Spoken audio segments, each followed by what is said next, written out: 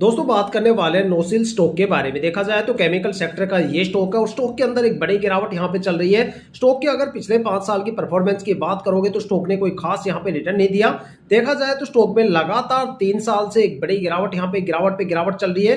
पिछले 3 साल में स्टॉक ने 1% की गिरावट दर्ज की, 2 साल में स्टॉक ने 3.5% से ज्यादा की गिरावट दर्ज की, 1 साल में स्टॉक ने 20.5% से ज्यादा की गिरावट दर्ज की है, 9 महीने में स्टॉक ने 19% से ज्यादा की गिरावट दर्ज की है, 6 महीने में स्टॉक ने 28% के करीब गिरावट दर्ज की है, 3 महीने में स्टॉक ने 19% से ज्यादा की गिरावट दर्ज की है, 1 महीने में स्टॉक ने करीब 11.5% से ज्यादा की गिरावट दर्ज की है और एक हफ्ते में स्टॉक के अंदर 13.5% से ज्यादा की गिरावट हुई है। मात्र एक हफ्ते के अंदर 13% से ज्यादा की गिरावट हो गई।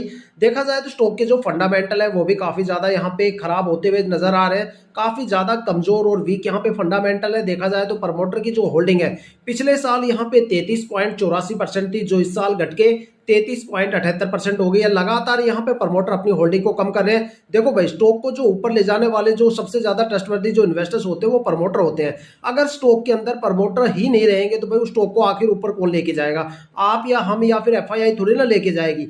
प्रमोटर हमेशा स्टॉक को ऊपर लेके जाते हैं। प्रमोटर ही सबसे ज्यादा इंफॉर्मेशन रखते हैं उस कंपनी और उस स्टॉक के बारे में। अगर समझो प्रमोटर अपनी होल्डिंग कम कर रहे हैं तो भाई जाहिर सी बात है स्टॉक में कोई बड़ी गिरावट यहाँ पे होने वाली है। तो यहाँ पे अगर देखा जाए तो डीआईआई की होल्डिंग यहाँ पे डीआईआई की होल्डिंग में थोड़ा सा इंक्रीमेंट हमें देखने को मिलता है। एफआईआई की अगर होल्डिंग की बात करें तो यहाँ पे एफआईआई की होल्डिंग धीरे धीरे बढ़ रही है और एफआईआई की होल्डिंग जिस स्टॉक में बढ़ जाती है समझ लो वहां पे आपको फ्लक्चुएशन भी ज्यादा देखने को मिलता है। अगर स्टॉक में पब्लिक इन्वेस्टर्स की होल्डिंग की बात करें तो भाई जैसे जैसे प्रमोटर यहाँ पे कम हो रहे हैं सारा का सारा माल यहाँ पे पब्लिक इन्वेस्टर्स की झोली में पड़ता जा रहा है। और देखा जाए तो यहाँ पे काफी ज्यादा वीक स्टॉक के फंडामेंटल है। साथ में अगर स्टॉक के रिटर्न की बात करें तो भाई स्टॉक में आपको तभी रिटर्न मिलेगा जब आप स्टॉक को कम से कम 4 या 5 साल के लिए होल्ड करोगे। पिछले 5 साल में स्टॉक ने 127% के करीब रिटर्न दिया है और 4 साल में स्टॉक ने 22% के करीब यहाँ पे रिटर्न दिया है। 4 साल के बाद अगर 4 साल से जितने कम टाइम ड्यूरेशन के लिए होल्ड करोगे उतनी ज्यादा यहाँ पे आपको गिरावट देखने को मिलेगी।